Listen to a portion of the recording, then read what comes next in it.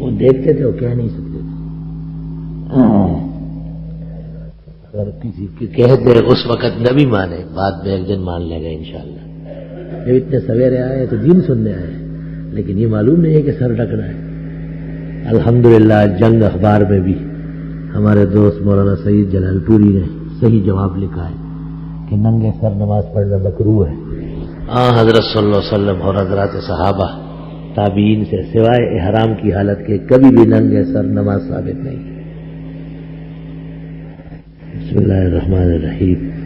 الحمدللہ نحمده ونستعینه ونستغفره ونؤمن به ونتوکل علیہ ونعوذ باللہ من شرور انفسنا ومن سیئات اعمالنا من يهده الله فلا مضل له ومن يضلله فلا هادي له ونشهد ان لا اله الا الله وحده لا شريك له ونشهد ان سيدنا ونبينا ومولانا محمدا احمد عبده ورسوله ارسله الله تعالى الى كافة الخلق بين يدي الساعة بشيرا ونذيرا وداعيا الى الله باذنه وسراجا منيرا صلى الله تعالى عليه وعلى آله وأصحابه وبارك وسلم عليه. أما بعد فأعوذ بالله من الشيطان الرجيم. بسم الله الرحمن الرحيم. إنا أعطيناك الكوثر فصل لربك وانحر إن شانئك هو الأبتر. قال رسول الله صلى الله عليه وسلم التضحية هي سنة أبيكم إبراهيم وَلَكُمْ عَلَى كُلِّ شَعْرَةٍ مِّنْهَا حَسَنَةٌ أو كما قال النبي صلى الله عليه وسلم. اللهم صل وسلم على عبدك ورسولك ونبيك محمد أحمد وعلى آله وأصحابه وبارك وسلم عليه. ذیقات کے اواخر ایام ہیں اور ذی الحج کا آغاز ہونے والا ہے.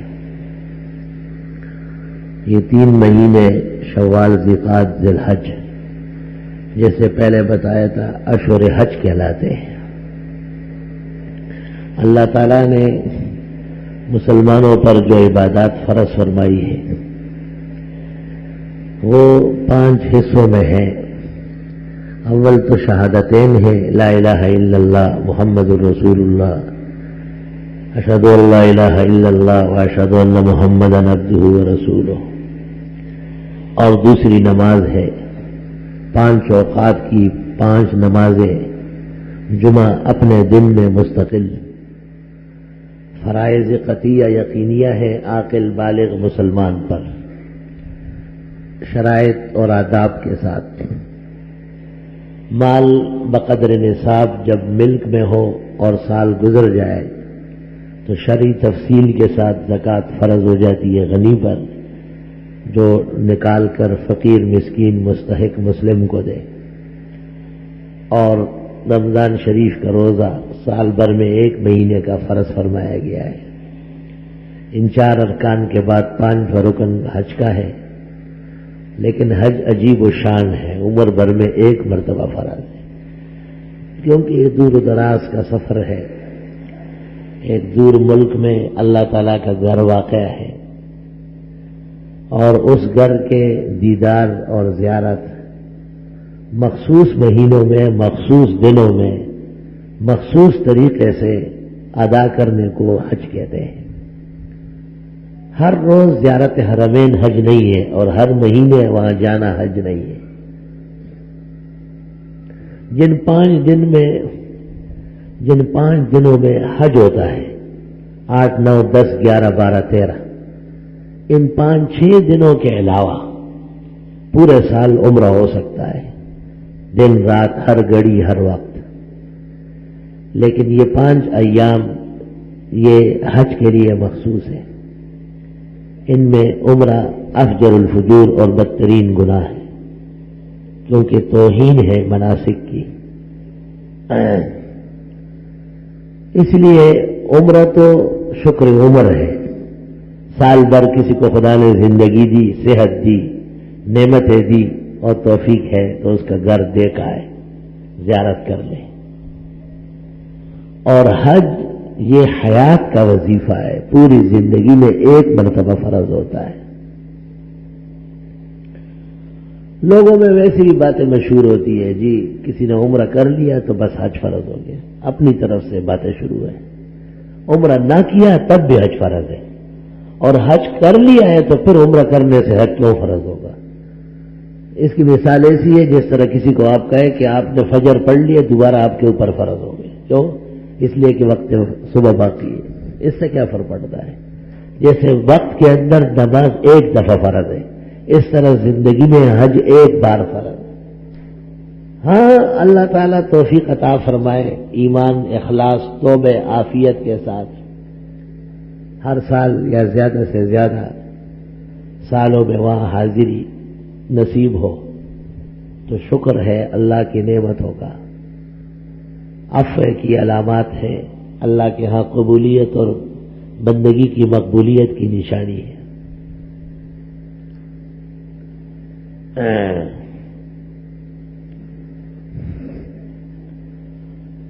حج کی تفصیل تقریباً میں اس سے پہلے کر چکا ہوں، اور زیارت النبی کے بھی اصول اور آداب مدینہ منورہ کے وہ بھی بتائے۔ ذی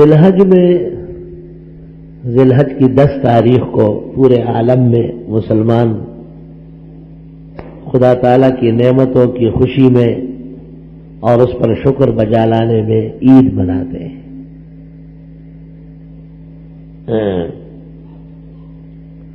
یہ عید 3 چیزوں کا مجموعہ ہے۔ سب سے پہلے تو یہ کہ اللہ تعالیٰ کسی کو توفیق دے تو وہیں جا کر کے شریک مناسک ہو۔ دوسرا یہ کہ جس سرزمین پر وہ ہو اور وہاں مسلمان موجود ہو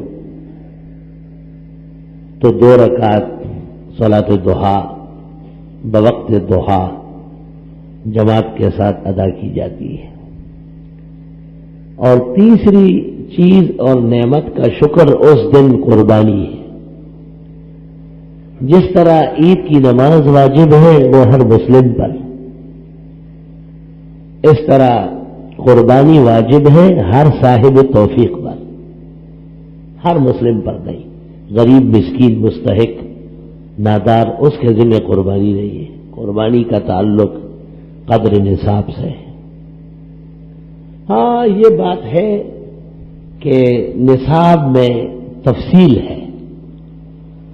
مثلا عید کی رات صبح صادق سے پہلے کوئی شخص صاحب نصاب ہوا، کہیں سے تحفہ ملا، جائیداد ملی، کوئی مرا ہو یہ اس کا وارث ہوا، کسی خاتون کو خاوند نے مہر سپرد کر لیا، کوئی ڈوبا ہوا قرضہ مل گیا، زمین میں رقم دفنا چکا تھا اچانک یاد آ گئی اور وہ چیز مل گئی، کسی نے پیسے لیے تھے اور انکار کیا تھا، ثبوت تھا ہی نہیں، نہ تو طاقت تھی لینے کی، اچانک اس نے آ کے رقم واپس کر دیے، تو اس رقم اور اس نصاب پر سال نہ گزرنے کی وجہ سے زکوٰۃ فرض نہیں ہے، لیکن عید کی رات ملنے کی وجہ سے اگلے دن قربانی واجب ہے۔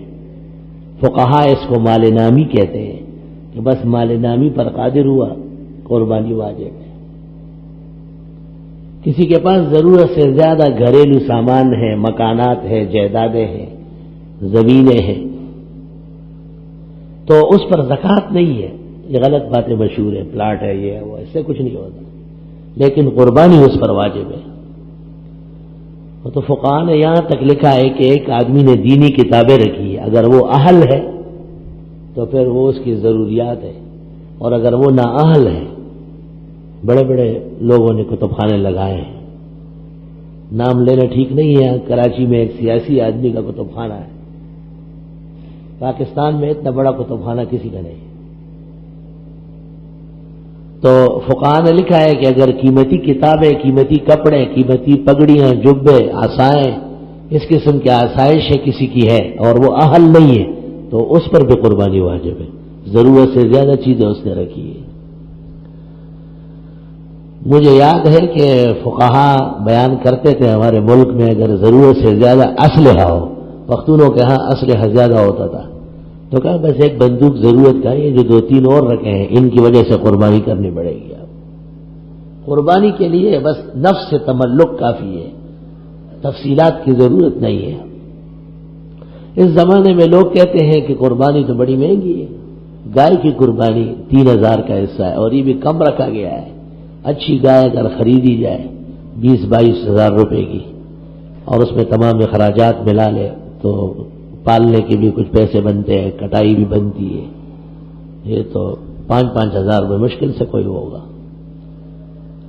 اور بکرا اور مینڈا اور یہ چیزیں اگر خریدی جائے تو بلا شبہ اس میں تو اور زیادہ اخراجات آتے ہیں۔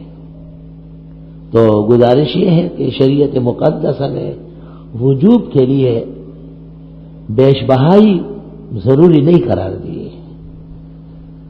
یا آپ کوئی چھوٹا سا بکرا بھی خرید لے، وہ صدقے والی بلا بکرا، کالے رنگ کا بلا کا مطلب یہ ہے کہ اگر کسی پر بلا نازل نہیں ہوئی ہے نا تو وہ کالا بکرا کاٹ دے تو انشاءاللہ بلا آ جائے گی۔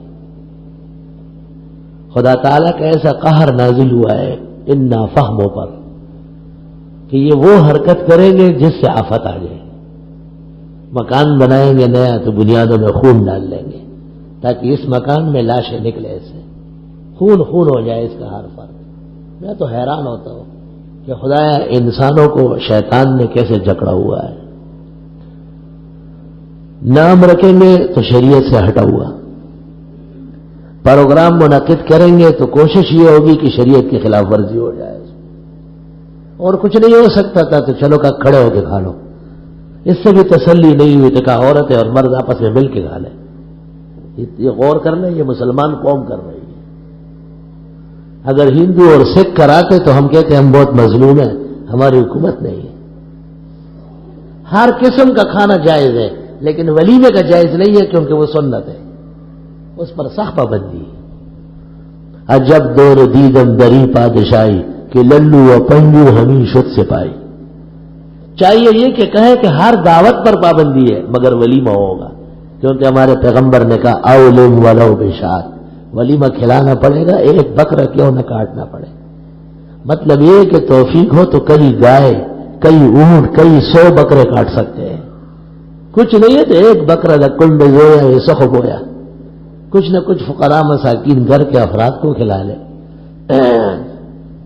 اللہ تعالیٰ اپنے فضل و احسان سے اس معاشرے پر کرم فرمائے اور ان کا دل و دماغ روشن کر لے۔ اصل میں ایک بنیادی کمزوری پڑ گئی ہے اور وہ ہے زمام حکومت غیر اہلوں کے ہاتھ میں جانا،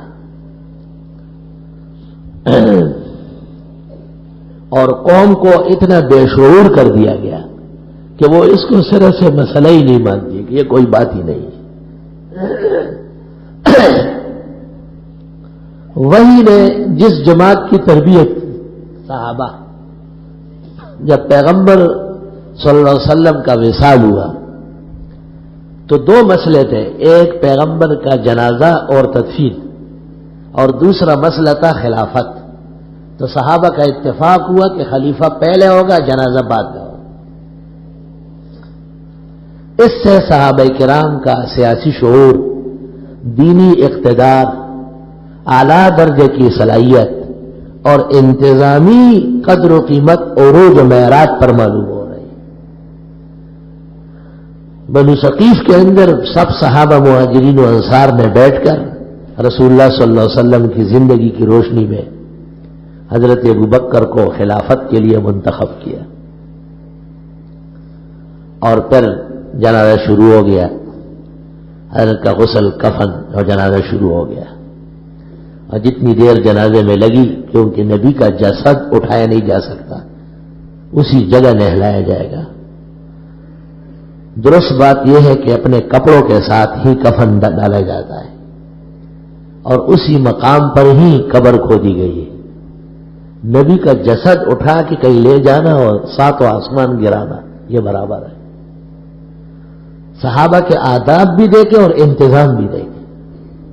اس وقت جو آداب والے ہوتے ہیں وہ بدنظم ہوتے ہیں، شرک اور بدعت کا شکار ہوتے ہیں، اور جو اقتدار والے ہوتے ہیں وہ پرلے درجے کے بے ادب ہوتے ہیں۔ ان کے نزدیک دین کوئی چیز ہی نہیں ہے، تصویریں بھی بن سکتی ہے، غیر مسلم سب ایک لائن میں بھی رہ سکتے ہیں، اسلام کے خلاف بھی مقالے لکھے جا سکتے ہیں، کوئی فرق نہیں پڑتا، یہ انتظامی لوگ ہیں، ان کے پاس حکومت و اقتدار ہے۔ جب اقتدار کی سوجھ بوجھ کا نمبر آیا تو بال اتفاق کا خلافت اول، اور جب آداب کا نمبر آیا تو ایک اختلاف نہیں ہوا، ایک فرد نے اختلاف نہیں کیا کہ حضرت کو جسد اطہر کے لباس کے ساتھ کفنایا جائے، اسی مقام پر نہلایا جائے۔ فقہاء محدثین کہتے ہیں صحابہ اس شان سے موجود تھے کہ ایک قطرہ پانی زمین تک جانے نہیں دیا، اور جسد اطہر جس پلنگ پہ رونق افروز تھا وہیں پر قبر تیار ہو گئی، جھٹکا نہیں کھایا گیا۔ اور اسی جگہ حجرہ عائشہ صدیقہ میں آپ نے فرمایا تھا تھوڑی دیر خالی چھوڑ دو، ملائک جنازہ پڑھیں گے، پھر آپ لوگ شروع ہو جائے، ابو بکر، عمر، عثمان، علی، عشرہ مبشرہ پہلے آ جائے، پھر بدریین آئے، پھر حدیبیہ والے آئے، پھر طلقاء آئے، پھر حنفاء آئے، سبق صحابہ میں طبقات ہیں۔ جب مرد پورے ہو جائے پھر خواتین آ جائے۔ امام کوئی نہیں ہوگا، امام نبی کریم صلی اللہ علیہ وسلم کی موجودگی میں کوئی نہیں بن سکتا ہے۔ وَإِذَا كُنْتَ فِيهِمْ فَأَقَمْتَ لَهُمُ الصَّلَاةَ، جب آپ تشریف فرماؤ تو کوئی امام کیا بنے گا؟ یہ سوال بھی پیدا نہیں ہوا، یہ مسئلہ پیدا ہی نہیں ہوا تو جواب کی بھی ضرورت ہے۔ سب کا ایک علم، ایک جیسی عقل۔ بعض مسائل پیش آئے ہیں، جیسے یہ مسئلہ پیش آیا کہ لاحت کھودے یا شق بنائے۔ مدینہ منورہ میں لاحت کا رواج تھا اور مکہ مکرمہ میں شق کی قبر بنتی تھی۔ لاحت اس کو کہتے ہیں کہ کھود کے پھر قبلے کی طرف تہخانہ سا بناتے، کمرہ سا، وہ بہت محترم و مبارک ہے۔ اور شق اس کو کہتے ہیں کہ زمین کھود کے نیچے لاش رکھے، اوپر پتھر وغیرہ لکڑیاں نصب کر کے مٹی ڈالے۔ آپ نے بظاہر اس پر ناپسندیدگی ظاہر کی ہے، لیکن مکہ میں شق کا رواج تھا اور مدینہ منورہ میں لاحت کا رواج تھا۔ تو فیصلہ یہ ہوا کہ دونوں کو بلا لو، جو پہلے آیا۔ بعض صحابہ نے دعا فرمائی، شکریہ کہ نفل پڑے کہ لاحت والے پہلے آئے، فیصلہ ہو گیا۔ یعنی بعض مسائل پر اختلاف رہا ہے لیکن فیصلے کی نوبت آ گئی، اللہ تعالیٰ نے اتفاق فرمایا ہے۔ بعض مسائل ایسے جیسے خلافت، ابو بکر متفق ہو گئے۔ پہلے انصار مدینہ کا خیال تھا کہ ایک امیر ہمارا ہو، ایک امیر ان لوگوں کا ہو جو مکے سے آئے مہاجر لوگ۔ یہ اقتدار کے لیے نہیں تھا، یہ انتظام کے لیے تھا۔ جیسے ایک محلے میں کہا جائے کہ بھئی پہلے بلاک 2 کی طرف کے لوگ آئے، پھر بلاک 3 کے آئے، انتظام کے طور پر۔ یا کہا جائے کہ پہلے بڑے بزرگ آئے پھر نوجوان آئے، انتظامی تدبیر ہے یہ۔ لیکن حضرت عمر نے کھڑے ہو کر تقریر کی اور انصار سے کہا کہ تمہیں اندازہ ہے کہ رسول اللہ صلی اللہ علیہ وسلم نے ہم سب کی موجودگی میں ابو بکر سے کسی کو آگے ہونے نہیں دیا ہے۔ یہ کیا اشارہ تھا؟ صحابہ نے کہا یہ اشارہ ہے کہ ہمارا بڑا یہ ہے، کہ جب بڑا یہ ہے مسجد کا تو باہر کا بھی یہی ہوگا۔ خلافت ابو بکر کی طے ہو گئی، اور یہ صحابہ کا امت پر بہت بڑا احسان تھا کہ امت کا شیرازہ بکھرنے سے بچ گیا، اور پھر خلافت نے ایسا استحکام اپنایا ہے کہ قیامت تک کے لیے وہ قدوہ اور رہنما اصول بن چکی ہے۔ پاکستان بنتے ہی اگر بانیوں نے احسان کیا ہوتا اور اسلامی آئین کا نفاذ کر لیتے تو آج مسلمان در بدر مٹی برسر نہ ہوتے۔ ہر جگہ کا اپنا آئین ہے، جو آیا وہ کہتا ہے یہ قانون کوئی ضروری تھوڑا ہی میں اپنا بناتا ہوں، چلو۔ استغفر اللہ۔ سچی بات یہ ہے کہ محمد علی جناح کو تو موقع کم ملا، وہ بیمار بھی بہت تھا اور 1 سال کے بعد ہی انتقال ہو گیا ہے۔ بظاہر یہ معلوم ہوتا ہے کہ اس کی نیت اچھی تھی، کیونکہ مغربی پاکستان کا جھنڈا مولانا شبیر احمد صاحب عثمانی دیوبندی ان سے لہرایا، اور مشرقی پاکستان کا جھنڈا مولانا ظفر احمد عثمانی دیوبندی سے لہرایا۔ پاکستان کے زعماء میں عقل ہوتی تو پاکستان کا سرکاری مذہب دیوبندیت پہلے دن سے طے ہو چکا ہے، لیکن وہ جامع سوچ، وہ مجتمع فکر اور وہ اتفاقی قدر کہاں ہے جو قوم کو انتشار سے بچا لے تھی. اور جب مرنے لگا تو پھر اس نے وصیت کی کہ میری خواہش ہے کہ میرے جنازے کی نماز مولانا شبیر احمد صاحب عثمانی دیوبندی پڑھائے. دیوبند والے بھی تھوڑے کمزور ہیں، ورنہ پاکستان کی اعلیٰ عدالتوں سے استدعا کر لیتے کہ بانی پاکستان کی روشنی میں پاکستان کا آئین اور قانون اسلام، حنفیت اور دیوبندیت ہے. اور اگر یہ بات نہیں ہے تو آپ کہہ دیں کہ بھائی پاکستان کے منشور میں محمد علی جناح جو پہلا اور سب سے بڑا بانی پاکستان ہے، یہاں کے مسلمانوں کا محسن ہے، ان کے ان وصایا کی آپ کے ہاں خود قدر نہیں، ہم تو اس کے قدر اور شکر کے قائل ہیں. اس وجہ سے اس بات کی گنجائش پیدا ہو گئی ہے کہ اس شخص کا خاتمہ خیر پر ہوا ہے، اور اگر اس کے لیے مغفرت کی دعا کی گئی ہے تو یہ کوئی مستبعد نہیں ہے، کیونکہ العبرۃ للخواتیم، اور اختتام پر یہ 2-3 کام اس نے ایسے کیے ہیں جو پاکستان کے آئین میں اساسی حیثیت رکھتی ہے. کراچی میں ایک ڈی ایم ایل اے تھا افضل خان، سنا انتقال ہوا، اللہ تعالیٰ مغفرت فرمائے. جنرل ضیاء کے دور میں بہت ہی دھڑے لے کر ڈی ایم ایل اے تھا. ایک دن ایک علمی مجلس میں علماء سے لڑ پڑا، پاکستان سب کا ہے، یہاں سب لوگ رہ سکتے ہیں. میں نے کہا پاکستان تو سب کا ہے، یہاں بھینس بھی رہتی ہے، گائے بھی رہتی ہے، بکری بھی، بندر بھی، چڑیا گھر میں شیر، چیتے، سب چیزیں، کتے بلے بھی رہتے ہیں، رہنے سے کسی نے کب منع کیا ہے؟ سوال یہ ہے کہ اقتدار کا مسئلہ ہے کہ آئین کون سا ہو. میں نے بانی پاکستان کے تذکرے سے ذکر کیا، میں نے کہا آپ مجھے اسی میز پر لکھ کے دے کہ یہ غلط ہے، نہیں تیار ہوا. میں نے کہا جو میں نے کہا اس کی تردید کر لیں آپ کی، بس آپ مجھے اتنا دے دیں، پھر دیکھیں گے کہ آپ کتنے دن تک ڈی ایم ایل اے رہیں گے. مگر عقل مند تھا بہت. مجھے کہا نہیں یہ ٹھیک ہے، لیکن ہم چاہتے ہیں کہ اتفاق ہو. میں نے کہا جتنا اتفاق علماء چاہتے ہیں اتنا ماں کا بیٹا نہیں چاہ سکتا. کیوں؟ ہمارا دین اسلام صرف ہمارے لیے نہیں، کل دنیا کے کفار کے لیے آیا ہے. سمجھ رہے نا بات؟ تو ہم نے کفار کو دعوت دینی ہے نہیں، تو جو کسی کی دعوت کرتا ہو وہ اس کی بےزتی کرتا ہے. ہمارے اسلام کل عالم کے لیے ہے، کل عالم کے لیے. یا معاشر الجن والانس، جن اور انس کے لیے. یا ایھا الناس انی رسول اللہ الیکم جمیعا، کل کائنات کے لیے. تو جب کل کائنات کی اقوام، یہود، نصارا، مجوس، ہندو، سکھ، ڈوگرے، دنیا کے جتنے بھی بگڑی ہوئی قومیں ہیں، وہ سب جناب رسول اللہ صلی اللہ علیہ وسلم کی امت ہے، اس معنی میں کہ آپ ان کے لیے بھیجے گئے. آپ کی تشریف آوری کا مقصد یہ تھا کہ یہ سب لوگ ایک اللہ کو مانیں، شرک اور کفر چھوڑیں، اور محمد رسول اللہ صلی اللہ علیہ وسلم کو اللہ کا سچا رسول، آخری پیغمبر مانیں، اور قرآن کریم کو اللہ کی طرف سے نازل شدہ برحق سچی کتاب مان لیں.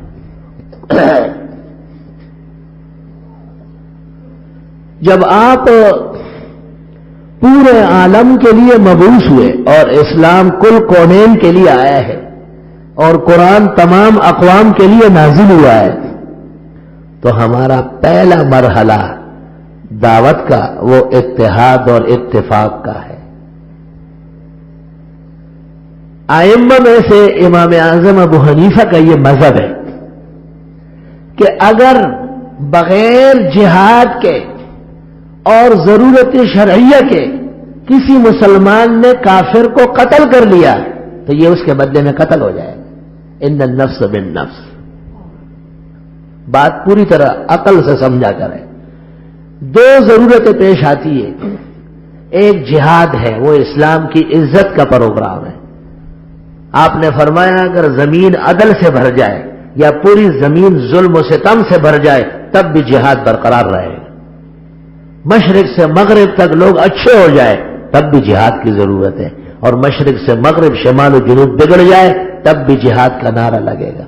پڑے خاک جل جائے جل جانے والے۔ جہاد نہ سمجھنا لوگوں کی اپنی کچ فہمی اور کم فہمی ہے۔ جہاد مار دھاڑ کا نام نہیں، جہاد اسلام کی عظمت کی تشریح اور اسلام کی عظمت سے اوروں کو آگاہ کرنا، اور جب موقع ملے تو منوانا، اس کا نام جہاد ہے۔ علماء لکھتے ہیں نا کہ جہاد کی 5 قسمیں ہیں۔ ایک تو ہے جہاد مع الکفار، جب اسلامی اصول تقاضا کرے، ملک کے اجل فقہا اور مفتی کہے کہ اس وقت اس قوم اس ملک سے لڑنا ضروری ہے، اس کو کہتے ہیں جہاد مع الکفار۔ دوسرا ہے جہاد مع الفساق، فاسق فاجر بے دین بدعمل، ان کے ہوتے ہوئے دین پر ڈٹنا اور استقامت کے ساتھ اسلامی زرین اقوال کو آگے بڑھانا۔ اگرچہ بت ہے جماعت کے آستینوں میں، مجھے ہے حکم ازاں لا الہ الا اللہ۔ جہاد مع الفساق۔ ایک شخص صرف داڑھی مونڈتا نہیں ہے بلکہ اس کے اوپر بڑی مضبوطی سے کھڑا ہے کہ اس سے کوئی فرق نہیں پڑتا ہے، یہ تو یہ وہ ہے۔ اب آپ کو کہنا ہے کہ فرق پڑ گیا ہے، گناہ کے مرتکب ہے آپ۔ اور ایک سنت نبی کی جو واجب کے درجے پہ وہ فوت ہو رہی، جتنا جلد ہو سکے اس پر آپ کو آنا ہے۔ ممکن ہے پہلے دن وہ خفا ہو جائے، خیر ہے، دوسرے دن تیسرے دن مسلمان ہے، مسلمان گھر میں پیدا ہوا ہے، اسی طرح محنت کر کے یہ داڑھیوں والے نکل آئے۔ کوئی ماں کے بطن مبارک سے داڑھی سمیت نہیں آتا۔ معاشرے کی نیک صحبت اور برکات سے چہرے سرسبز ہو جاتے ہیں، اور معاشرے کی بدنمائی سے مسلمان اپنا اثاثہ کھو بیٹھتا ہے۔ آپ تسلی تشفی سے اس کی اطمینان کرا دیں۔ سارے مسائل ایک دن میں نہیں ہوں گے انشاءاللہ، کچھ دن گزریں گے تو وہ بھی رائے راست پر آئے گا۔ پیوستر شجر سے امیدی بہار رکھ، گھبرائے نہیں، گھبرانا شکست ہے، اور بات دین پر قائم رہنا یہ جہاد مع الفساق ہے۔ ایک شخص کہتا ہے کہ جی زمانہ بہت دور چلا گیا ہے، اور اب تو ہم جو ہے نا مرد اور عورتوں کو ملائیں گے اپنے پروگرام میں اور کھڑے ہو کر کھلائیں گے۔ آپ نے کہا دونوں باتیں غلط، خلاف شرع۔ خوشی کی نعمت کی ناشکری، اللہ کے عذاب کو دعوت دینی نہ کرے۔ اور اخیر میں آپ نے اس سے معذرت کی کہ میں بہت معافی چاہتا ہوں، میں آپ کے لیے شرعی حدود نہیں توڑوں گا۔ اللہ آپ کو شریعت کا اتباع نصیب کرے۔ اگر یہ پروگرام دین کے مطابق ہوتا تو میں حاضر ہو جاتا، کیونکہ اس میں اسلامی اصول کا قتل ہو رہا ہے، میں نہیں آ سکتا۔ یہ فسق و فجور کے خلاف آپ کا جہاد ہے۔ اب تو ممکن ہے وہ نہ کر سکے، اگلے پروگرام میں کوشش کرے گا کہ خرچہ میں کرتا ہوں، خوشی میرے گھر کی ہے، لوگ میرے کہنے سے آتے ہیں، میں کیوں گناہ کی دعوت دے دوں۔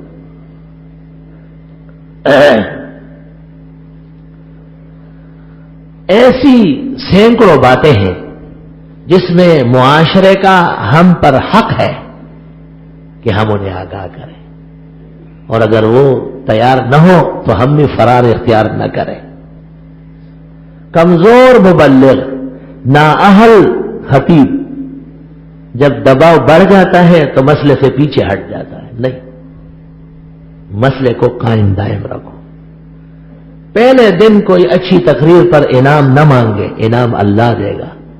نبی جب تقریر کرتے تو کافروں کو کہتے لا اسألکم علیہ اجرا، میں تم سے کچھ نہیں مانگتا، ان اجری الا علی اللہ، خاص اللہ مجھے اس کا انعام دے گا۔ جب تک یہ توقع و ایمان نہ ہو کسی کی بات میں کبھی بھی اثر پیدا نہیں ہو۔ ابو ایوب انصاری رضی اللہ تعالیٰ عنہ عبداللہ ابن عمر کے گھر مہمان ہوئے۔ ابو ایوب بہت بڑے آدمی ہیں، اللہ۔ عبداللہ ابن عمر کے گھر میں دیواروں پر کچھ پردے ورتے لگے تھے۔ ابو ایوب نے پوچھا اس کی کوئی ضرورت ہے؟ نے کہا گھر کی عورت ہے، اس کو وہ اچھا سمجھتی ہے۔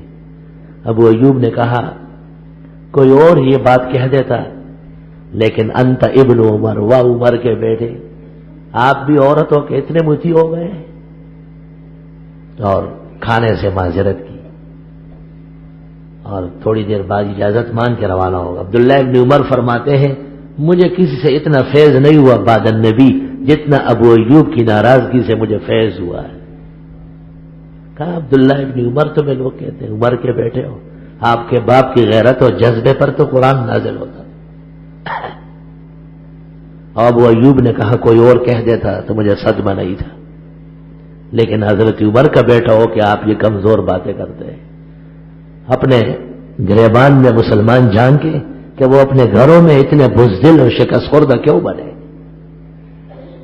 اپنے گھر میں تو آدمی ملک بادشاہ ہوتا ہے، تو بادشاہ بھی اپنے اقتدار میں اس قدر پھر و گزاشت و مداحنتیں برتتا ہے۔ گھر کی گلی سے لے کر چار دیواری کے انتہا تک سب کو شریعت کے مطابق کر دو۔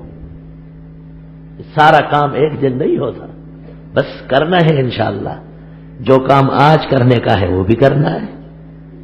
اپنی عورتوں سے، بیویوں سے، بیٹیوں سے، بہنوں سے، ماؤں سے جولی بچھا کے درخواست کرو کہ سر ڈک کے چادر اوڑھ کر گھر سے باہر نکلے۔ ہم اس قرآن کے ماننے والے ہیں جس میں اللہ نے کہا ہے یا ایھا النبی قل لازواجک، اے پیغمبر آپ کہیں اپنی بیویوں سے، وبناتک اور بیٹیوں سے، ونساء المؤمنین اور تمام مسلمان عورتوں سے، یدنین علیہن من جلابیبہن اپنے اوپر بڑی بڑی چادریں ڈالے۔ یہ قرآن کا حکم ہے۔ 1400 سال میں اس کے علاوہ کوئی معنی و مطلب نہیں سمجھا گیا۔ وَقَرْنَ فِي بُيُوتِكُنَّ وَلَا تَبَرَّجْنَ تَبَرُّجَ الْجَاهِلِيَّةِ الْأُولَىٰ، گھروں میں سمٹ کے رہو، گھروں میں پردے کے ساتھ گھس کے رہو، ہوارا اور بدچلن عورتوں کی طرح سے زینت کر کے باہر نہ نکلنا۔ قرآن پاک ہے۔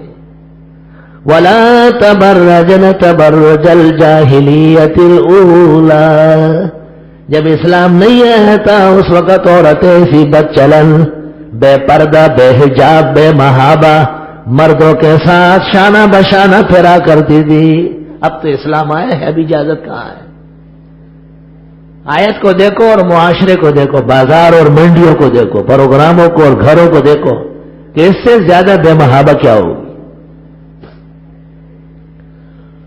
اب سوال یہ ہے کہ ان کو کیسے بے پردہ کریں؟ یہ تو بے پردہ ہو چکی ہے۔ وَأَقِمْنَ الصَّلَاةَ وَآتِينَ الزَّكَاةَ، پابندی سے نماز پڑھو اور زکات دو۔ وَأَطِعْنَ اللَّهَ وَرَسُولَهُ، اور اللہ اور رسول کی اطاعت بجا لاؤ۔ یہ طریقہ ہے اصلاح کا۔ اللہ کی شان ہے کہ جو عورت نمازی بن جاتی ہے پردہ شروع کر لیتی۔ جس گھر میں اطاعت اللہ اور رسول کی آ جاتی ہے انہیں تمام ناجائز کاموں کے خلاف غیرت آ جاتی ہے، اور اچھے کاموں کو اپنانے کے لیے اللہ ان کو توفیق دے دیتا ہے۔ انما یرید اللہ لیذھب عنکم الرجس اہل البیت، اللہ چاہتے ہیں اے پیغمبر کے گھرانے کہ تم سے ہر طرح کی ناپاکی دور کر لے۔ جیسے نماز نہ پڑھنا ناپاکی کی نشانی ہے، زکات دبائے رکھنا ناپاکوں کا کام ہے، اللہ اور رسول کی اطاعت نہ کرنے والے پھر ناپاک لوگوں کی غلامی اور کاسلیسی کرتے ہیں۔ اور جو عورتیں شرعی پردہ اور حجاب سے آزاد ہوتی ہے ان کو پاک کرنے کا یہی طریقہ ہے کہ ان سے اسلامی تعلیمات منوائی جائے۔ وَيُطَهِّرَكُمْ تَطْهِيرًا، اور وہ پاک کر دے تم کو اچھی طرح پاک کر کے۔ اسلام کی تعلیمات کا یہ ایک کمال ہے کہ صرف ایک بات نہیں سمجھاتا کہ بھئی عورتیں باہر نہ نکلے، بے پردہ نہ ہو، بے محابہ نہ پھرے، بناؤ سنگار کر کے نہ، یہ نہ کرے، صرف اس پہ کام نہیں ہوگا. اب یہ بنے گی کیسے؟ فرمایا نماز پڑھے، زکوٰۃ دے، اطاعت و فرما برداری خدا اور رسول کے اپنا شعار بنائے. یہ اصلاح کا طریقہ ہے. فائدہ کیا ہے؟ پاکی، نجاست، بے راہ روی اور پلیدی ختم ہونا. وَاذْكُرْنَ مَا يُتْلَىٰ فِي بُيُوتِكُنَّ مِنْ آيَاتِ اللَّهِ وَالْحِكْمَةِ. آئے قرآن، تیری فصاحت بلاغت پر قربان جاؤ. بس آپ نے جمعے کے بعد گھر میں جا کے کہہ دیا اور شام تک بیویاں باپردہ ہو گئی. این خیال لست مہا لست جنو. اتنا جلدی آپ نے کوئی خدا کا حکم مان لیا تھا کیا کہ دوسروں سے توقع رکھتے؟ آگے دیکھو کیا کہا، وَاذْكُرْنَا، ان باتوں کو چرچا کرتے رہو، ما یتلا، جو تمہارا دین تم کو پڑھایا جاتا ہے، فی بیوتکن، اپنے گھروں میں. صرف مسجد کی تقریر، درس، مدرسے کی پڑھائی اور درس کارگر نہیں، ہر گھر میں دینی تعلیمات اور دینی اخلاق کے پروگرام کا چرچا قائم کر لو، پروگرام بناؤ. ظاہر ہے ایک گھر میں گھر والے کہتے ہیں یار مولانا صاحب کو بلاتے ہیں تو بہتر ہے کہ 10-15 منٹ کچھ بیان بھی کر لیں. اچھا جب بیان کریں گے نا تو نماز کا ٹائم ہو جائے، ممکن ہے نماز بھی یہاں پڑھے. بھئی پاک کپڑے سب لوگ پہنے، دیکھے ذرا بھئی جو لوگ آئیں سب کو کہیں نماز ہوگی. اور وہ سر ننگے والوں پر بھی بہت ناراض ہوتے ہیں، ذرا ٹوپیاں بھی انتظام کر لو. بیویاں پردے میں بیٹھ جائے. دیکھو پاکی شروع ہو گئی یا نہیں؟ کم از کم یہ لمحہ، یہ سوچ، یہ دعوت، یہ آمد، یہ اختتام تک کی نشست، یہ تو دین کے مطابق ہے. وَاذْكُرْنَ مَا يُتْلَىٰ فِي بُيُوتِكُنَّ، اور چرچا رکھو، درس جاری کر لو، بیان کرتے رہا کرو اپنے گھروں میں. کس چیز کا بیان؟ پیر صاحب کے ملفوظات سے دین آتا ہے. ڈکوسلے کی حکایات جس سے عقیدہ اور ایمان کا خون ہوتا ہے، اس سے تو شرک اور قبر پرستی پروان چڑھتی ہے. قرآن سے دین کی تعلیم سیکھو. وَاذْكُرْنَ مَا يُتْلَىٰ فِي بُيُوتِكُنَّ مِنْ آيَاتِ اللَّهِ وَالْحِكْمَةِ. درس ہوگا تو خدا کی آیات کا ہوگا، سنت اور حدیث کا ہوگا، فقہ کا ہوگا، تب جا کر کے مسلمان بنیں گے. ورنہ کبھی بھی لوگ سیدھے نہیں ہوں گے. دن بدن گوی اور رقاص بنتے جائیں گے اور ان پر فخر و افتخار ہوگا. تاکہ آپ یہ بھی کہیں کہ حضرت آج قرآن مجید کا درس دے دے، مہربانی ہوگی. آج ہمارے گھر میں احادیث شریف کا، بخاری شریف، مشکات شریف کا ایک درس ہو جائے. ہمارے گھر میں فقہ کی کوئی کتاب، نور الزا، تعلیم الاسلام، بہشتی زیور، کنز ہدایہ، کوئی کتاب بھی فقہ کی آپ پکڑ کے جب بیان کریں گے، لال و جواہر کی طرح قوانین اور فقہی مسائل پیدا ہوں گے اور ٹیڑھا راستہ درست ہوگا. بد مزاج نیکی میں تبدیل ہوگا اور نحوست برکات میں تبدیل ہوتی رہے گی. اللہ نے فقہ کو یہ شان نصیب فرمائی، وہ لوگوں کو قانون کے حد میں لانے کا ایک لائے ہے عمل ہے.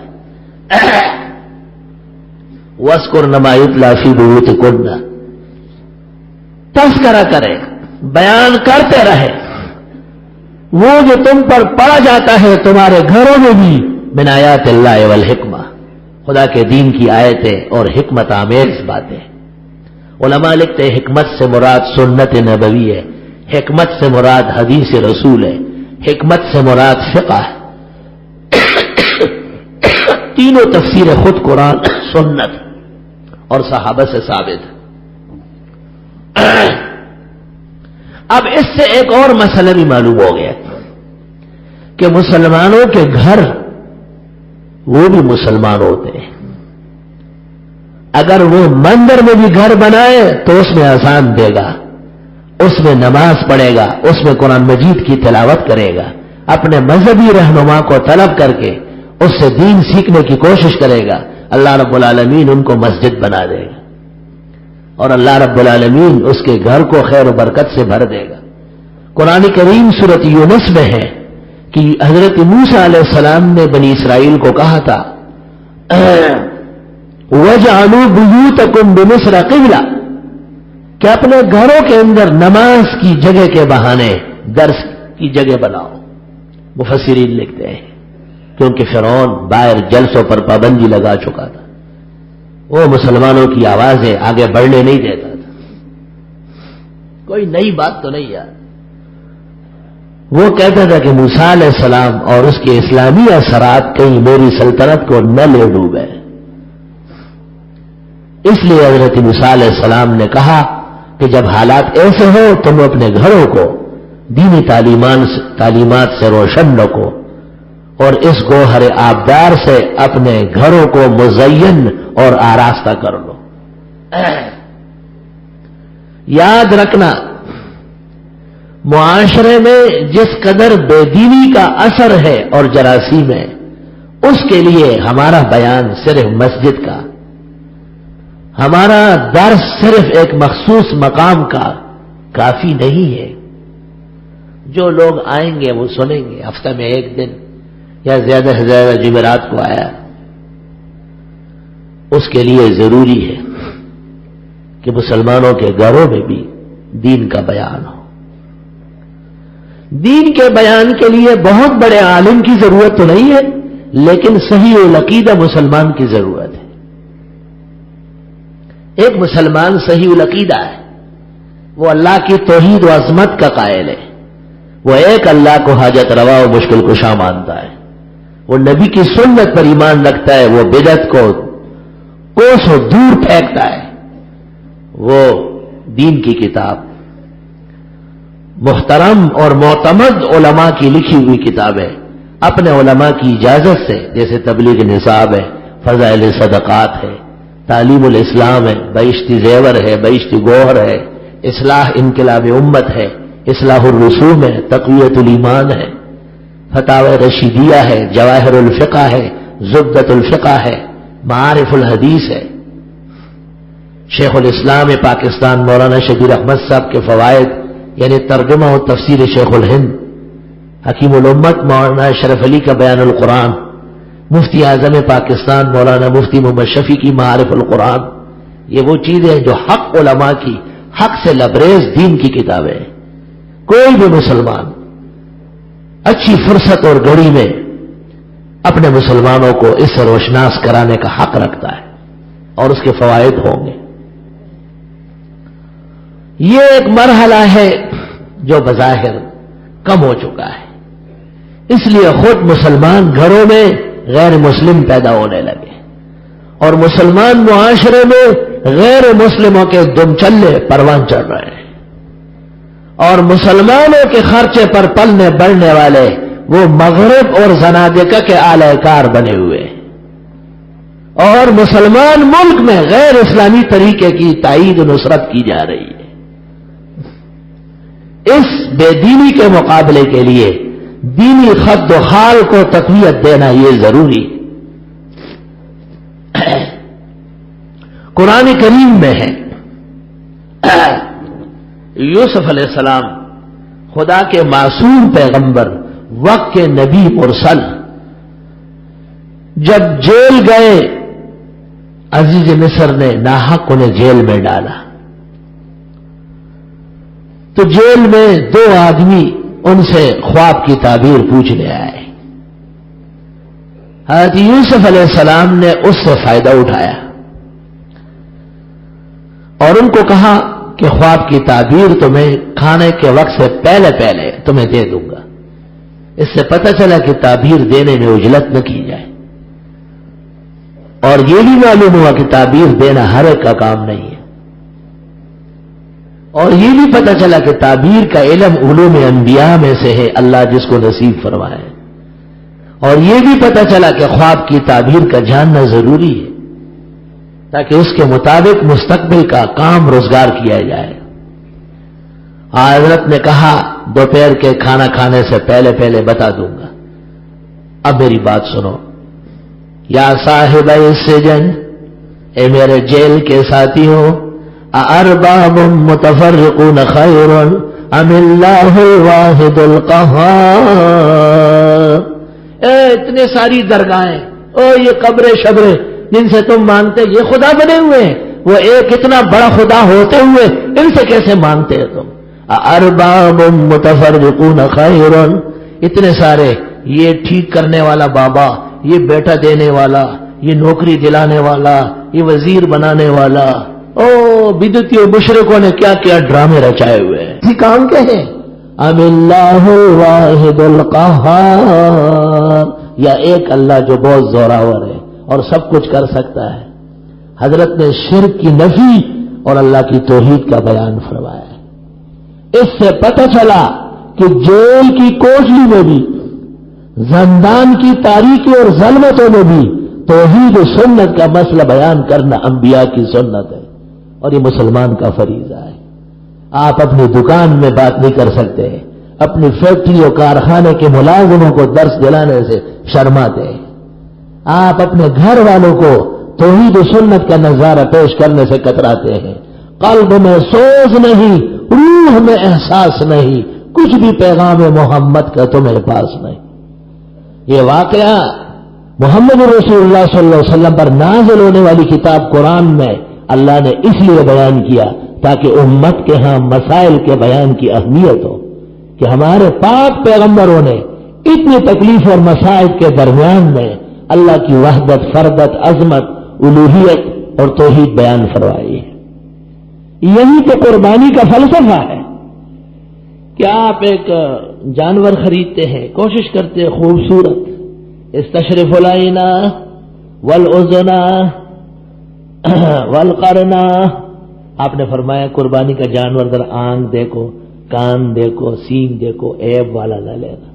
استشرف العینا والاذنا والقرنا، یہ کیوں اچھا جانور دیکھتے ہیں؟ تاکہ روح کے بدلے میں ایک روح پیش کی جا رہی ہے۔ اصل فلسفہ تھا ایک انسان کا سال میں ایک دفعہ اللہ کے نام پر قربان ہونا۔ اسماعیل علیہ السلام تو اس لیے پیش کیے گئے تھے، حق تعالیٰ نے انبیاء کا اخلاص قبول کر کے قیامت تک کے لیے انسانیت کے بدلے میں حیوان کی قربانی کو قبول فرمایا۔ لہو الشکر والحمد، لہو الشکر والحمد۔ قرآن کریم میں ہے کہ جب کوئی قاتل کو دیت لینے پر معاف کرنے لگے تو رب العزت نے وہاں کہا کہ ذالک تخفیف من ربکم واداء باحسان، یہ آسانی خدا نے کی ہے، شاندار طریقے سے ادا کرو۔ مقتول کے بدلے میں تو تمہیں مرنا تھا، وہ تم سے پیسے لینے پر راضی ہو گئے، 1 کے 2، 10 کے 20 دو، اس لیے قتل خطا ہو یا قتل عمد ہو 100 اونٹ دیت مقرر ہے، 100 اونٹ۔ فرق یہ ہے کہ قتل خطا میں آرام آرام سے لیا جائے گا اور قتل عمد میں فوراً لیا جائے گا، زور سے لیا جائے گا۔ اللہ، تو اس سے پتہ چلا کہ اللہ تعالیٰ نے جو اجازت دی ہے جناب نبی کریم صلی اللہ علیہ وسلم اور انبیاء کی سنت کے مطابق کہ ہم یوم الاضحی میں ایک حلال پالتو جانور اللہ تعالیٰ کے نام پر سنت ابراہیمی اور سنت محمدی کی ادائیگی کے طور پر واجب قربانی بجا لاتے ہیں، حقیقت میں یہ جان کا بدلہ ہے۔ اللہ نے احسان فرمایا ہے کہ گائے کٹتی ہے، بیل قربان کیے جاتے ہیں، مینڈوں اور دمبوں کی قربانیاں دی جاتی ہے، کئی بھینسوں کا اور اونٹوں کا بھی رواج ہے، یہ سب حلال جانور ہیں اور ان کی قربانی کی جاتی ہے۔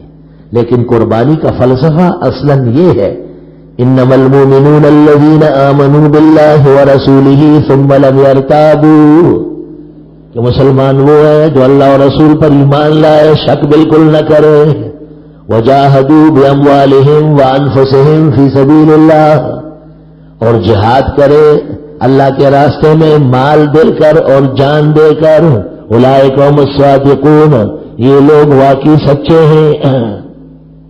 اللہ، صداقت کی ایک شان ہے کہ آدمی ابتلا سے گزرتا ہے، آزمائش سے گزرتا ہے، سال بھر میں مختلف آزمائش رہتی ہے لیکن جان بچ کے رہتی ہے، تو حکم آیا ہے کہ قربانی دے دو۔ قربانی تو ایک گھر کی طرف سے ایک کافی ہے، خدا تعالیٰ نے توفیق دی ہے تو جتنے افراد ہیں سب کی طرف سے افضل بہتر ہے۔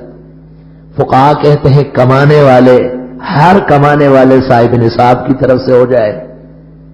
وَإِنِ اخْتَلَفَتْ فِيهِ أَنظَارُ الْفُقَهَاءِ، حقیقت یہ ہے کہ قربانی کی روح اللہ تعالیٰ کی ذات، اللہ تعالیٰ کی خوشنودی اور اس کی رضاجوئی کی طلب صادق ہے۔ اس میں کوئی شک نہیں کہ مسلمانوں میں ایک حد تک اس کی تڑپ موجود ہے۔ 1500 سال گزرنے کے بعد بھی مسلمان شوق سے قربانیاں کرتے ہیں اور اپنا سینہ ٹھنڈا کرتے ہیں اور بڑے شان سے جانور پالتے ہیں، خریدتے ہیں، لاتے ہیں، آتے ہیں، جاتے ہیں۔ قیامت کے دن اجر کا باعث ہے۔ بخاری شریف میں ہے کہ جو جانور دین کے لیے پالا جاتا ہے، جیسے جنگی گھوڑا، اس گھوڑے کا استننا، اب وہاں سے یہاں دوڑنا، رسی کھینچنا، توڑنا، اس کا گوبر یعنی لیٹ، پیشاب، یہ سب کے سب قیامت کے دن نیکیاں بنے گی اور نیک اعمال کے پلڑے میں ڈل کر کے تلے گی۔ بخاری کی حدیث میں موجود۔ تو گھوڑا حلال جانور نہیں ہے۔ احترام کی وجہ سے جیسے انسان کو حرام کر دیا ہے، اس طرح احترام فرض کی وجہ سے گھوڑا حلال نہیں ہے، اس کی قربانی بھی ناجائز، اس کا ذبیحہ بھی حرام، مگر مثال میں دے دیا۔ اس سے پتہ چلا کہ حلال جانور جیسے گائے، اونٹ، بھینس، مینڈا، بکرا جو قربانی میں دی جاتی ہے، اس کے تمام ارواس، تمام متعلقات قربانی کرنے والے کے لیے اللہ تعالیٰ کے ہاں اجر اور ثواب کا باعث ہے۔ اللہ کل عالم کے مسلمانوں کو دل و جان سے، اخلاص سے، اطمینان قلب سے، خوش دلی سے، سنت کے مطابق روح قربانی سمجھ کر قربانی کرنے کی توفیق عطا فرمائے۔ مزید تفصیلات میں آئندہ جمعے کر لوں گا انشاءاللہ تعالی۔ وآخر دعوانا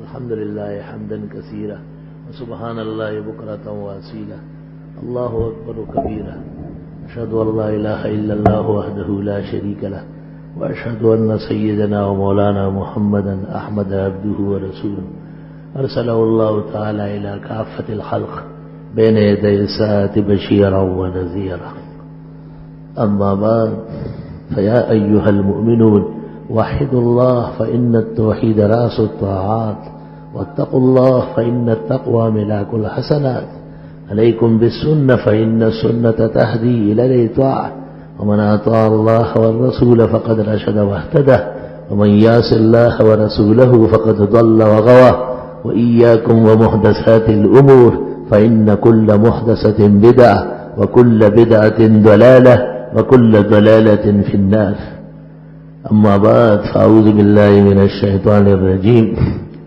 الحج أشهر معلومات وقال الله تعالى وأتموا الحج والعمرة لله وقال النبي صلى الله عليه وسلم الحج المبرور جزاؤه الجنة وقال صلى الله عليه وسلم من وجد ساعة ولم يضح فلا يقربن مصلانا وقال صلى الله عليه وسلم هي سنة أبيكم إبراهيم ولكم على كل شعرة منها أجر وفي رواية إن شعره لتشهد لك يوم القيامة وقال النبي صلى الله عليه وسلم تضحوا ولما ضحى رسول الله صلى الله عليه وسلم بكبشين موجوعين أقرنين فلما ضحى أحدهما قال اللهم تقبلها من محمد وآل محمد ولما ضحى ثانية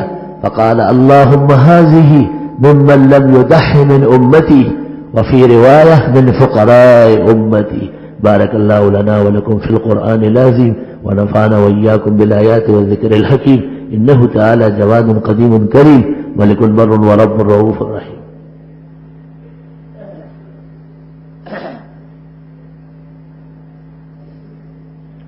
الحمد لله جل وعلا وصلى الله وسلم على رسوله المصطفى ونبيه المجتبى وأمينه على وحي السماء وعلى آله النجباء وأصحابه الأتقياء أفضل الخلائق بعد الأنبياء ومن بأديهم اقتدى وبآثارهم اقتفى من المفسرين والمحدثين والفقهاء إلى يوم الجزاء. أما بعد، فقد قال النبي صلى الله عليه وسلم: أبو بكر في الجنة، عمر في الجنة، عثمان في الجنة، علي في الجنة، زبير في الجنة، طلحة في الجنة، عبد الرحمن بن عوف في الجنة، أبو بيت بن الجراح في الجنة، سعد بن أبي وقاص في الجنة، سعيد بن زيد بن عمرو بن نفيل في الجنة. وقال صلى الله عليه وسلم: خير نساء بني إسرائيل مريم، وخير نساء هذه الأمة خديجة. وقال صلى الله عليه وسلم: فضل عائشة على النساء كفضل الثريد على سائر الطعام. وقال صلى الله عليه وسلم لبنته فاطمة: فاطمة سيدة النساء أهل الجنة، رواه البخاري. وقال صلى الله عليه وسلم: الله الله في أصحابي لا تتخذوهم غرضا من بعدي، ومن أحبهم فبحبي أحبهم، ومن أبغضهم فببغضي أبغضهم. وقال صلى الله عليه وسلم: لا تسبوا أصحابي، فإن أحدكم لو أنفق مثل أحد ذهبا ما بلغ مد أحدهم ولا نصيفه. إن الله يأمر بالعدل والإحسان وإيتاء ذي القربى وينهى عن الفحشاء والمنكر والبغي يعظكم لعلكم تذكرون.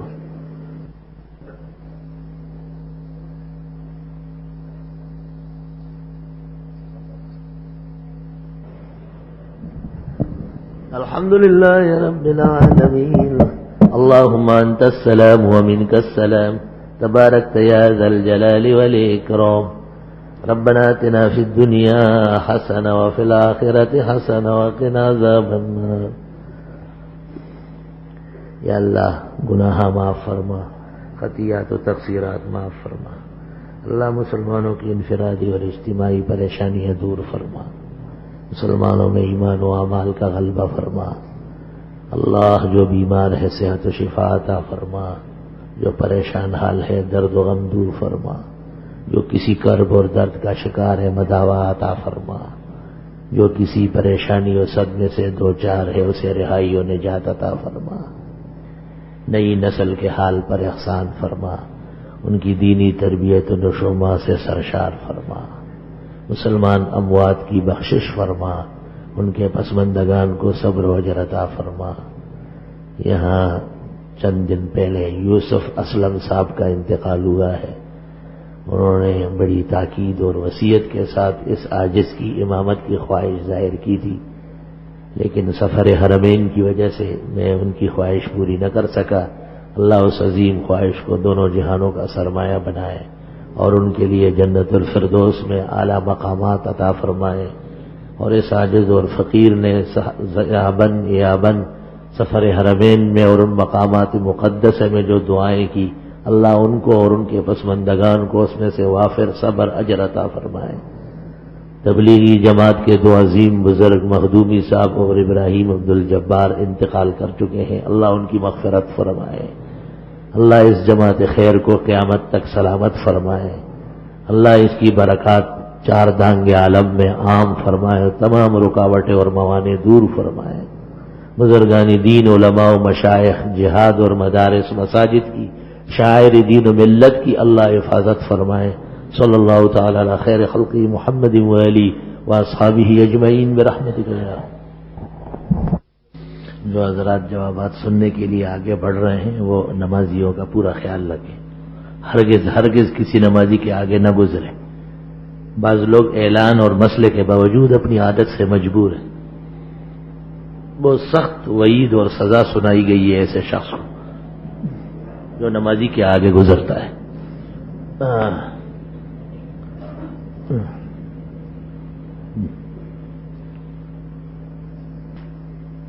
انہوں نے پوچھا ہے کہ کچھ لوگ چادر کو خوب لپیٹ لیتے ہیں اور پھر ہاتھ چادر سے باہر نکالے بغیر اللہ اکبر کہہ کر نماز شروع کر دیتے. کیا اس طرح تکبیر تحریمہ ہو جاتی ہے؟ چادر کے اندر ہاتھ اٹھائے نا. تکبیر تحریمہ تو اللہ اکبر کو کہتے ہیں، وہ تو ہو جاتی ہے. البتہ ہاتھ اٹھانے کی سنت اس سے وہ محروم ہوں گے. حمید ساعدی کی روایت میں جو کم ہاتھ اٹھائے گئے اس میں یہی توجیہ ہے کہ سردی کا موسم تھا اور حضرت صلی اللہ علیہ وسلم چادر اوڑے ہوئے تھے. آپ کا یہ لکھنا کہ چادر خوب لپیٹ لیتے تو کیا یہ گرمی میں ایسا کرتے ہیں کیا؟ سردی میں جب آدمی کو سردی لگے گی تو چادر خوب لپیٹیں گے، آپ کو اس میں کیا اشکال ہے؟ ہاں؟ سردی میں بھی چادر نہ لپیٹے تو پھر کب لپیٹیں گے؟ چادروں والے آپ سے ناراض ہو جائیں گے. جماعت سے نماز پڑھنے کی صورت میں بھی مقتدی تکبیرات کہے گا. بالکل ہر تکبیر کے ساتھ اللہ اکبر کہنا سنت ہے اور پہلی تکبیر کہنا فرض ہے. یا صرف اللہ اکبر کہہ کر نیت باندھ لے یا باقی تمام تکبیرات امام کے ساتھ ساتھ کہے جائیں گے. صرف قرآن کا حصہ امام کے ساتھ نہیں پڑھا جائے گا، نہ فاتحہ نہ سورت. ایسی حدیث موجود ہے کہ شب جمعہ کے دن انتقال کرنے والا دفن ہونے والا قیامت تک، جی ہاں، جمعے کے دن یا جمعے کی رات، جمعے کی گھڑی جب اس کو قبر میں مل جائے تو ایسا شخص قیامت تک اس سے عذاب اٹھ جائے گا بشرطی کہ ایمان پر مرا. یہ اس کی فضیلت ہے. لیکن اگر جمعے کی رات یا جمعے کے دن کا مرا ہوا جمعے کے بعد دفن کیا گیا تو جمعے کی فضیلت سے وہ محروم ہے. نااہل وارثوں کی وجہ سے جمعہ اس کا فوت ہو گیا ہے. اب اگر 10 لاکھ نمازی بھی اس کی نماز جنازہ پڑھ لے تو یہ ضمانت قوی نہیں ہے. اس سے بہتر تھا کہ 10 نمازی جنازہ پڑھ لیتے اور نماز جمعے سے پہلے تدفین ہو جاتی. قبرستان میں گورکن پیسے کے عوض پرانی قبر ہے جس کا کوئی پرسان حال نہ ہو، خالی کر کے اس کی ہڈیاں نکال کر دوسروں کو بیچ دیتا ہے. کیا ایسی قبر معلوم کا سودا کرنا جائز؟ انسان کی ہڈیاں بیچنا گناہ کبیرہ اور اس کی توہین گناہ کبیرہ، اسے باہر نکالنا گناہ کبیرہ. لیکن یہ زندہ انسانوں کے برے اعمال کی سزا ہے کہ ان کے مردوں کے ساتھ ایسا برتاؤ ہو رہا ہے. عبرت ہے کہ تیرے ساتھ بھی یہی ہونے والا ہے. روڈ پر میت گاڑی کھڑی کرنے والا انٹرنیشنل ادارے لوگوں سے کئی مدوں میں روپے بٹورنے والا ادارہ اب کے پڑوس میں واقع ہے جس کے یہ ہے وہ ہے. ذاتی قسم کے سوالات مناسب نہیں ہے. آپ کی ان سے ویسے کوئی ناراضگی ہوگی، آپ کی ناراضگی میں ہم فریق نہیں ہے. آپ کا سوال اخلاق سے اور تہذیب سے ہٹا ہوا ہے، اس لیے اس کے جواب کی کوئی ضرورت نہیں. آپ یہ جا کے ان کے ہاں یہ پرچی دے دیں. اگر کوئی شخص پہلی رکعت میں آخری سورت پڑھی تو پھر دوسری رکعت کس جگہ سے پڑھے؟ دوسری رکعت میں بھی وہی سورت دوبارہ پڑھ لے، کوئی حرج نہیں. کبھی کبھی ایک سورت مقرر کرنا جائز ہے اور دوسری رکعت میں اس سے پہلی جیسے قل اعوذ برب الناس سے کے بعد قل اعوذ برب الفلق پڑھ لے، کوئی حرج نہیں. اور دوسری رکعت میں الف لام میم ذالک الکتاب سے پڑھ لیا، بہت اچھی بات ہے. تینوں صورتیں جائز ہیں. اعتکاف والا شخص باہر کسی آدمی سے بات کر سکتے ہیں یا نہیں؟ نہیں، اعتکاف والے معتکف کے منہ پر ٹیپ لگا لے آپ اچھی طرح، نہ وہ اندر بات کرے اور نہ باہر بات. شرم تم کو مگر نہیں آتی. اعتکاف والے کی باتوں پر کیا پابندی ہے؟ اور یوں کہو کہ مسجد اور اعتکاف کے آداب کے خلاف باتیں نہ وہ اندر کرے نہ باہر کرے. اگر امام صاحب سورہ واقعہ کی رکوع نمبر 3 میں آیت اس طرح پڑھے وَإِنَّهُ لَقَسَمْ کی جگہ تو قسم تو نماز فاسد ہوگی. نماز کسی حال میں فاسد نہیں، درست اور صحیح ہے. کیا عورت شرعی پردے میں نکاح پڑھا سکتی ہے؟ وہ ایک ہی کام ہمارا تھا وہ بھی چھین گیا. ہاں، آپ یہ نہ کہیں، آپ کہیں کہ اب ہمارے جنازے عورتیں پڑھانے والی ہیں تو ہم بڑے خوش ہو جائیں گے کہ آپ اپنی امامنی علیہ ہے. عورت نکاح پڑھا سکتی ہے، عورت نکاح کی گواہ بن سکتی ہے، ایک عورت اور ہو اور ایک مرد بھی ہو. کیا زندہ عزیزوں کو بھی نفلی عبادات مثلا نفل تلاوت قرآن، صدقات، طواف کعبہ جس طرح مردے کو ثواب بخش سکتے ہیں زندے کو بھی بخشا جا سکتا ہے؟ جمعے کی نماز میں موقت سنتیں 10 ہے، شروع میں 4، بعد میں 4 اور 2 6. گزشتہ جمعہ روز رسول پر حاضری کے بیان میں آپ نے کہ خدمت میں سلام عرض کرنے کا طریقہ بیان ارشاد فرمائے کہ حضرت ابوبکر و عمر کو سلام پیش کرنے کے الفاظ استعمال کریں گے. ابوبکر و عمر کو وہی سلام جو آپ نے تعلیم فرمایا ہے، اذا مررتم من القبور فقولوا السلام علیکم یا اہل القبور یغفر اللہ لنا ولکم انتم سلفنا ونحن بالاثر. بقیہ الفاظ جو بنائے گئے ہیں اس کا ثبوت دین میں نہیں ہے. نیت کیا ہوگی؟ نیت یہ ہے کہ اللہ تعالیٰ ان کو سنا رہے ہیں اور اللہ تعالیٰ کے سنانے سے وہ سن رہے ہیں. عند القبر سما برحق ہے، اس پر کلام نہیں ہے. ایک شخص نقل کے ذریعے امتحان پاس کر کے نوکری حاصل کرتا ہے، اس سے حاصل شدہ رزق کی کیا حیثیت ہے؟ وہ بھی نقلی ہے. نقال کی ہر ادا نقلی ہے اور رزق بھی نقلی ہے. اور یہاں اصلی کون ہے یہ تو بتائیے مجھے. یہ بڑے بڑے عہدوں تک جو پہنچے ہیں تو یہ کس چیز سے؟ وہی اپنے ڈبہ بازی سے پہنچے. ایک شخص جعلی ڈگری حاصل کر کے نوکری حاصل کرتا ہے، اس سے حاصل شدہ رزق کی کیا حیثیت ہے؟ وہ بھی جعلی ہے. آپ خود ہی جواب دے رہے ہیں. بعد السلام مسنون عرض کے رافضیوں کا دعوت قبول کرنا کیسا ہے؟ بے غیرت کے لیے جائز ہے اور غیرتی مسلمان کے لیے جائز نہیں. اگر سنی اس کے ساتھ مزدوری کرے تو مزدوری کا بدلہ لے سکتا ہے، اور جب اچھی جگہ نوکری مل جائے تو چھوڑ دے. آدمی نے قسم کھائی نکاح سے پہلے کہ اگر میں آئندہ شراب پیوں تو میں جس عورت سے بھی نکاح کروں اس کو 3 طلاق. پھر اس نے دوبارہ شراب پی لی تو کیا اس آدمی کے لیے کسی عورت سے نکاح کرنے کوئی صورت ہے؟ مطلب یہ کہ وہ شراب پیتا رہے اور میں یہاں سے اس کے نکاح بچاؤں. تمہیں شرم کرنا چاہیے ذرا. شرابیوں کا یہ جھنڈ بنا ہوا ہے. شرابی کی بیوی کو تو ویسے ہی عالمگیری میں لے کے اجازت ہے کہ وہ خاوند کو چھوڑ دے. شرابی کے ساتھ رہنا ایسا ہی جرم ہے جیسے زانی کے ساتھ رہنا جرم ہے. وہ قانون کے مطابق چارہ جوئی کر سکتی ہے. مرد کے لیے سرخ رنگ کا لباس بالکل سرخ نہ ہو، کچھ دھاریاں پٹے اس میں ہو جائز ہے. احادیث میں جو سرخ لباس کا ذکر ہے اس کا مطلب یہی ہے کہ سرخ دھاریاں تھی. داڑھی کی شرعی مقدار 1 قبضہ، 1 مشت جسے اب کہتے ہیں، یہ تینوں طرف سے. غیر مقلد کہتے ہیں کہ داڑھی کو کٹوانے کا کوئی حکم نہیں آیا ہے. بخاری شریف میں ابن عمر کی روایت موجود ہے کہ وہ مینا میں کینچی لے کے بیٹھتے تھے اور غیر مقلدوں کی طرح بڑی بڑی داڑیاں کاٹتے تھے. داڑھی کو حدیث میں کہا ہے کہ یہ مرد کی زینت ہے، تو زینت اس کو کہتے ہیں کہ ٹخنوں تک پہنچی ہوئی ہو. اس سے تو لوگ ڈریں گے کیونکہ بلا بوتھی آ گئی. داڑھی کا مطلب یہ ہے کہ بہترین، شاندار، عمدہ طریقے سے رکھی جائے. داڑھی کوئی ہنسی مذاق کی چیز نہیں ہے.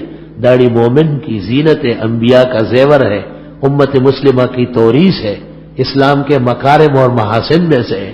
امام اعظم سے مسند میں منقول ہے کہ اس کی زینت اور سجاوٹ کو برقرار رکھو.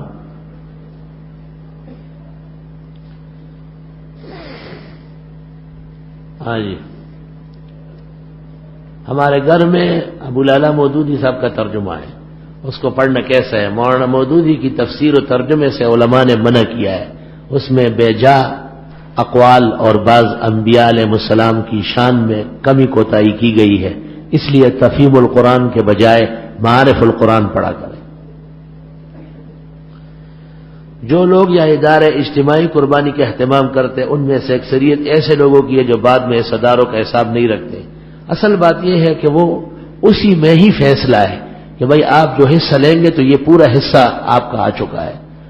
یہ اس طرح لینا کہ کچھ حساب آپ کو واپس دیا جائے گا، یہ غلط طریقہ ہے. ان سے یہ کہہ دیا جائے کہ اگر آپ کی کوئی رقم رہ گئی تو وہ ادارے کے نام آپ کا تعاون ہوگا تاکہ آئندہ کے لیے جنجال نہ رہے. اول تو اتنے تھوڑے حصے میں رہے گا کیا؟ ہم تو خود حیران ہیں کیونکہ جو جانور قربانی میں کٹتا ہے وہ تو بہت اعلیٰ ہوتا ہے. عام کٹو جانور 20,000 کا اب نہیں ملتا ہے. اس مسئلے کے بارے میں ایک مسجد کے دائیں بائیں دیوار اور کھڑکیاں ہو، جس طرح جامع سے احسن ہے کہ اس کے دائیں بائیں دیوار کے ساتھ اول صف میں کھڑا ہو تو اس کو اول صف کا ثواب ملے گا یا نہیں ملے گا؟ ثواب کیوں نہیں ملے گا؟ پتہ نہیں کون سی جگہ سو رہا ہے، پرچی لکھ رہا ہے، ہوش نہیں ہے. اگر کوئی انسان نماز پڑھتا ہو، نماز کی حالت میں زمین پر ذہن پر برے خیالات آتے ہو تو کیا نماز ہوگی؟ یعنی نماز تو ہو جائے گی، البتہ اس کی روشنی اور برکت نہیں ہوگی. حافظ الحدیث کیسے کہتے ہیں؟ جسے اکثر احادیث یاد ہو.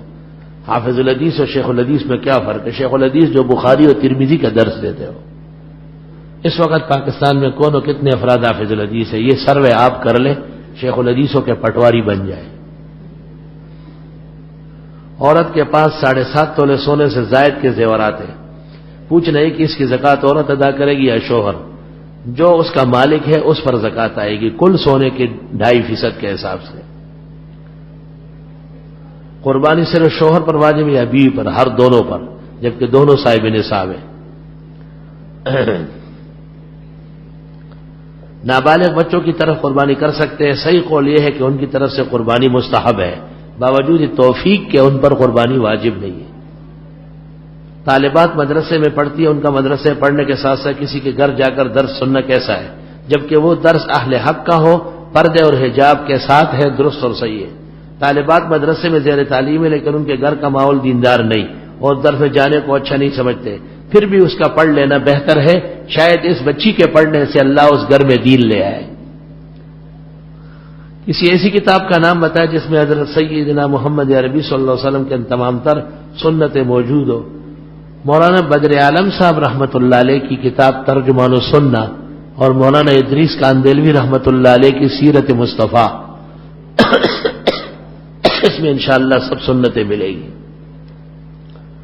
کیا الٹے جوتے کو سیدھا کرنا یہ ایک نظام کا مسئلہ ہے، ویسے جوتے کا الٹا پڑا رہنا اچھا نہیں، نہ یہ بدشگونی ہے نہ کوئی شرعی مسئلہ ہے۔ بغیر جماعت کے فرض نماز کے تیسری یا چوتھی رکعت میں سورہ فاتحہ کے ساتھ سورت ملائی تو کیا اس پر سجدہ سہو لازم ہے؟ آخری 2 رکعتوں میں سورت ملانے نہ ملانے کا اختیار ہے۔ اگر غلطی سے یا قصدن آخری 2 رکعتوں میں جس میں سورت نہیں ملانی ہے ملا لی تو سجدہ سہو نہیں ہے، فتح القدیر شرح ہدایہ۔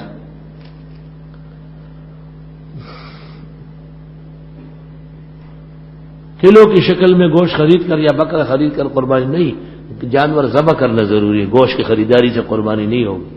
ہمارے اسکول میں جمعے کی جماعت ہوتی ہے، کیا جائز ہے؟ جبکہ لوگ کی تعداد موجود ہو اور اسکول آبادی میں ہے، جمعہ جائز ہے۔ تعویذ کے جواز میں کسی کتاب کا نام بتا دے کہ جس میں امام اور احادیث سے تعویذ کا جائز ہونا ثابت ہو۔ تعویذ کا رد و خلاف ہے ہی نہیں سرے سے، سارے سلف و خلف اس کے قائل ہیں، چند شوشہ چھوڑنے والے ہیں، ان کا کوئی اعتبار نہیں ہے۔ جائز کلمات سے تعویذ لکھنا جائز ہے۔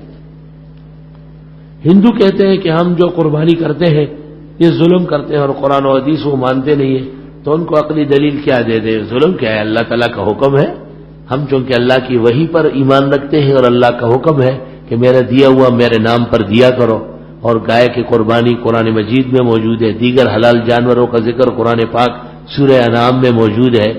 لہذا ہندو کا یہ کہنا ہندوانی خیالات ہے، جیسے کتے کے بھونکنے سے انسان متاثر نہیں ہوتا، اسی طرح کسی ہندو کے اس قسم کے خیالات سے مومن متاثر نہیں ہوتا۔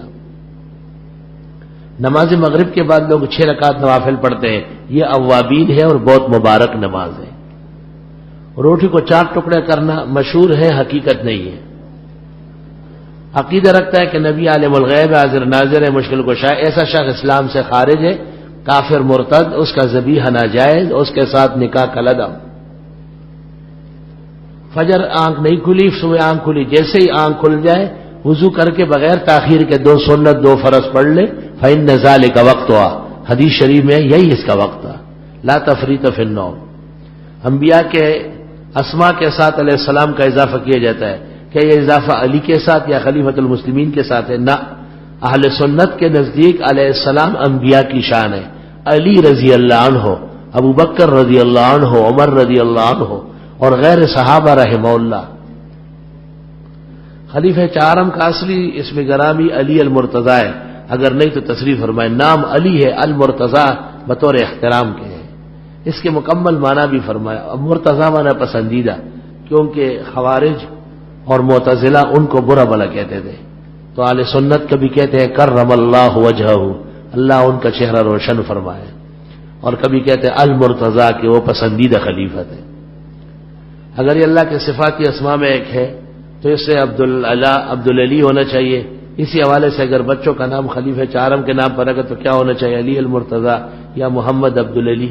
علی نام اللہ تعالیٰ کا بھی ہے، وہو العلی الکبیر۔